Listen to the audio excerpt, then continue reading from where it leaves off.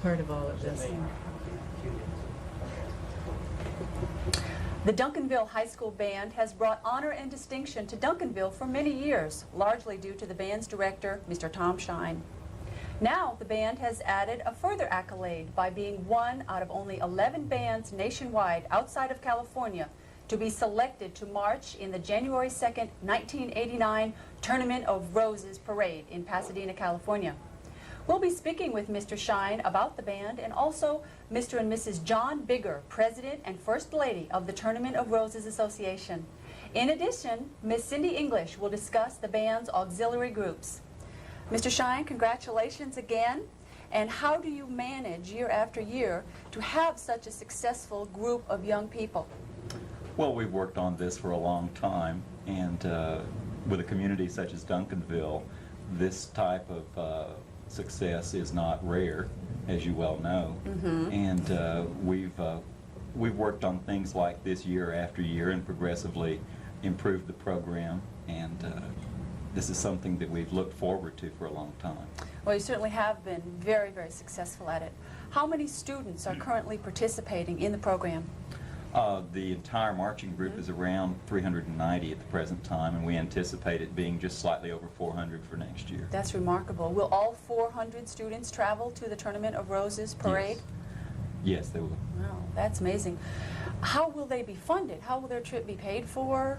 And how will they get out there? We're beginning fundraising in just 2 weeks with the bike-a-thon.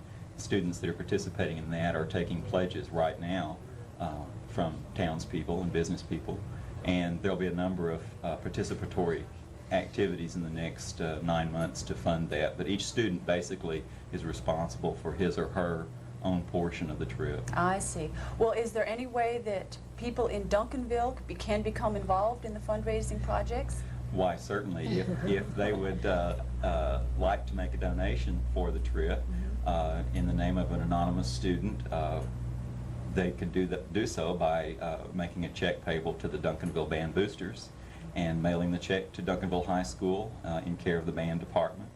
And it will be put into an account for a student who perhaps was not able to earn all the money necessary and doesn't have the means to fund the trip entirely.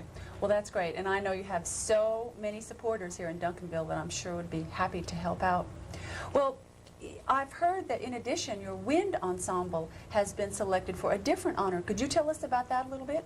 Oh, we're very excited about that. We competed with over 200 groups last summer for the honor of being one of the 2 high school concert bands in the United States to play for the Music Educators National Conference in Indianapolis in April. And that's only 3.5 weeks away, and we're finalizing our program now in preparations, and we're very excited about doing that. That's a 57,000 member organization, and they won't all be at our concert, but it's an organization of all the music teachers in the United States, and to be one of the 2 groups selected for that was very special to us. That is really remarkable. Well, Mr. Bigger, could you give us a little bit of history on the Tournament of Roses Parade itself? Well, this is going to be the 100th Tournament of Roses Parade. It started in 1890 as just a community organization to show the rest of the country what it was like in Southern California on January 1st. And the community basically decorated their carriages with what flowers were available at the time, and had a little parade down one of the main streets in Pasadena. And then after the parade, they had games.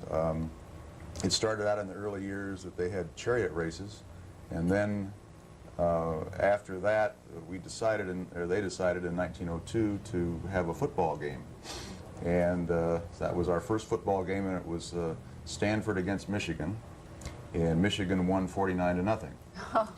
So after that, they couldn't get a West Coast team to play football in it for the next 11 years. So they went back to chariot races and also had ostrich races, in which people got on the back of an ostrich and raced around Tournament Park in Pasadena. But then in 1913, the football started up again, and it's been every year since then. That's really interesting. Chariot races. And now the parade is one of the largest in the country at that time of the year. Isn't that true? Right. Or certainly one of the most famous. Well, we think it's the most famous, and of course it's an all-floral parade as far as the floats are concerned. In the parade there are 60 floats, and each float is totally covered with floral material, leaves, seeds, or flowers. Are they all real flowers? They're all real flowers. They're all fresh. They cannot be dyed. We have very stringent rules regarding all of that, and so to get the various colors, they have to use their ingenuity to come up with the different colors that they need to make the different floats and the colors. So no silk or tissue paper, crepe paper? No, nothing like that, no. Oh, no. that makes it even more special, Right. I think. Right. That's wonderful. Well, I know that you're president of the Tournament of Roses Association. How were the bands selected nationwide? What criteria did you use? Well, what we do is we have a music committee. Music committee has about 26 people on it. They review applications, and basically what we do is we only review the applications that are received. We don't go out and invite people unless they apply to be in our parade.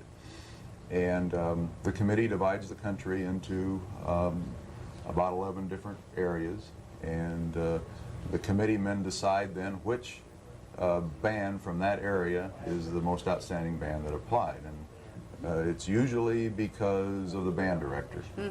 It all comes back to the band director. I can tell you that, and Tom should be congratulated for his outstanding band program, because that's really what we've found over the years, is that the band director is the thing that makes a band program go in each different community.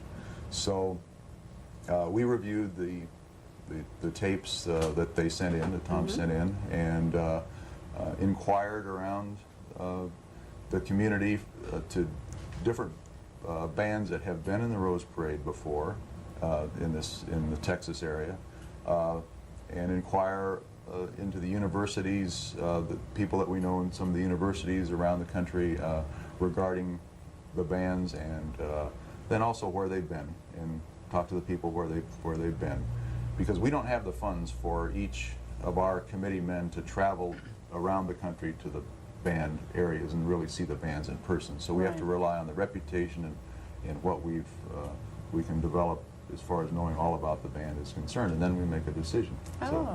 So we made a decision for Duncanville. That's and quite we're an very honor. happy with Duncanville being in our parade. Well, thank you. We're quite honored to have you visiting our town as well.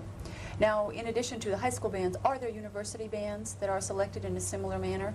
Well, there are the two university bands from the Big Ten and the Pac-10. The bands that come with the football teams that play in the Rose Bowl. Those are the university bands. Occasionally we'll have another university band also in the parade, but it's mostly high school bands. Sometimes there are community bands. This year we'll have a band from Canada that's a massed pipes and drums band. So it's not limited to high school bands, but 90% of the bands that do come are high school bands. When was the decision made to include the high school bands in the parade? Well, the decision for this year, we invited Tom, I guess, last fall or winter, pretty much. I think we got the invitation in October. Yeah, right. So what we try to do, invite the bands well ahead of a year before they are to appear, because that gives them the time to develop their funding, and also know that on New Year's Day, when it comes, they'll be there the next year. And it develops a lot of interest in the community. When the community knows that a year from now we'll be there, then they can develop a lot of interest in that. Absolutely. So that's why we choose the bands more than a year ahead of time from out of California. Makes sense to me. Yeah. Mrs. Biggers, how long have you and Mr. Bigger been involved with the Tournament of Roses Association? Well, this is Jack's 29th year. 29th year, right. Almost 30 years. Oh my. Going up through the ranks, starting out staying on the parade route all night on New Year's Eve for many years, and slowly working his way up until he became a member of the executive committee 8 years after that, he is now president. Oh, my. Well, what are some of the responsibilities of the president and first lady of the Tournament of Roses Association? The First Lady gets to go on these wonderful trips to places like Duncanville, where we are royally treated, and I have no responsibilities except to enjoy. His are great. He does a lot of speaking. He presents the trophies to the participants last year, travels around. Tell them your responsibilities. Okay.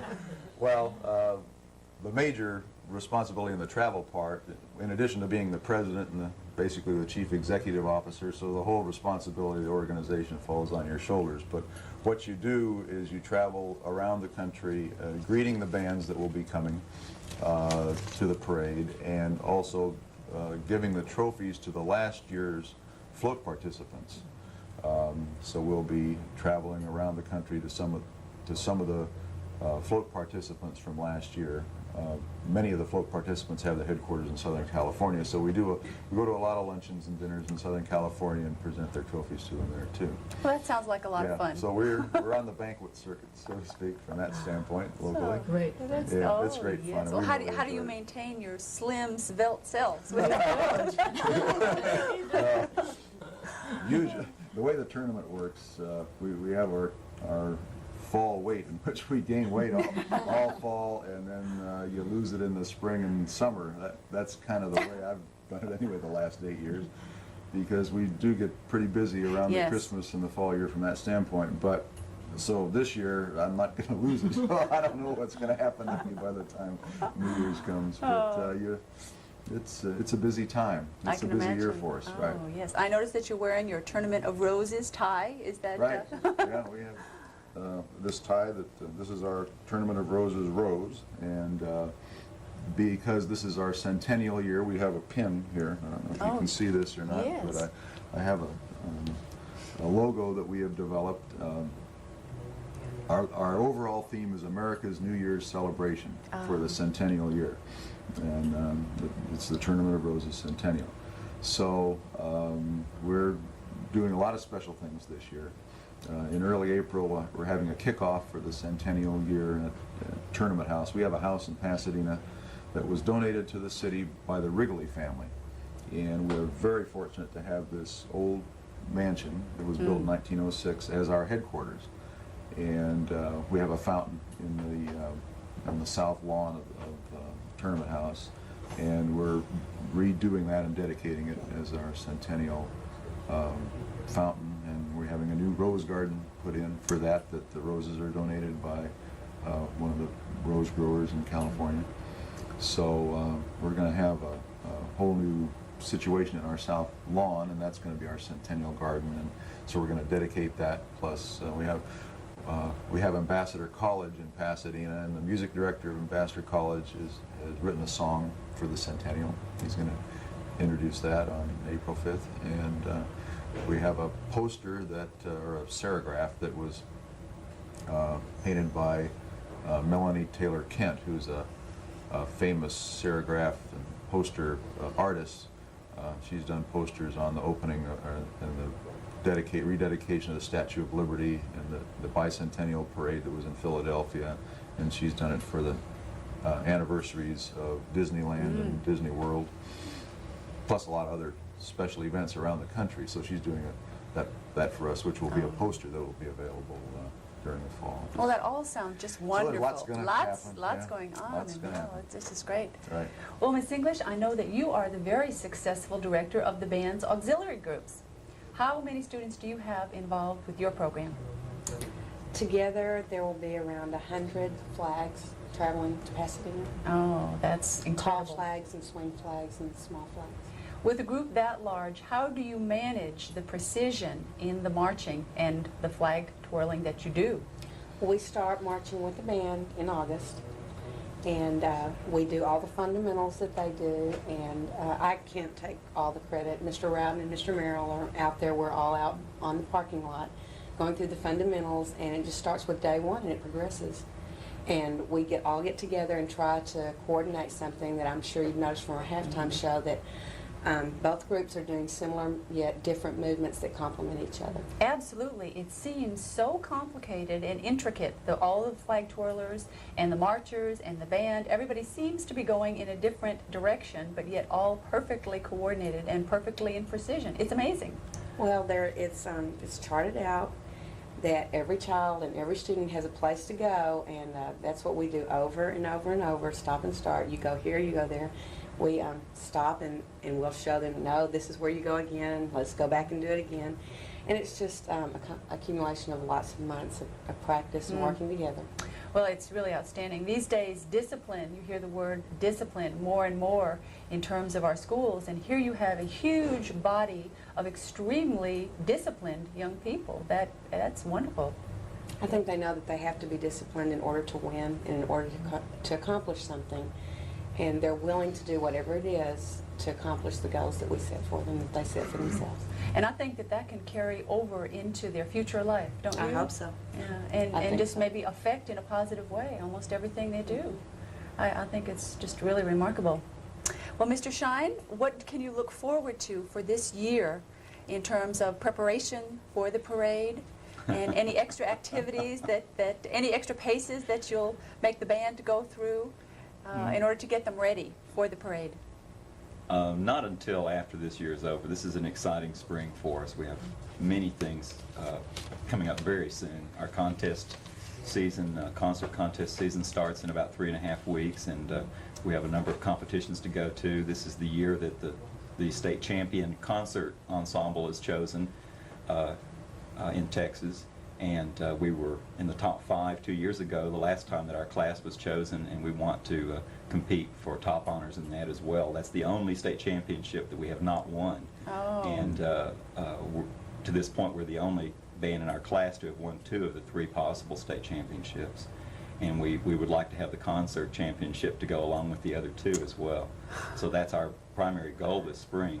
And very shortly after that, starting with the July the 4th parade, we'll start preparing for the parade next January. Oh, well, if present indications are anything like what will happen at this competition, I'm sure that if you won't win, you'll do extremely well, and good luck. Not that you need any luck, but all have skill. But that's very exciting. We'd like to thank you all for joining us for this program and to be able to share this fascinating information with our community. Thank you. Thank you. Our pleasure to be here.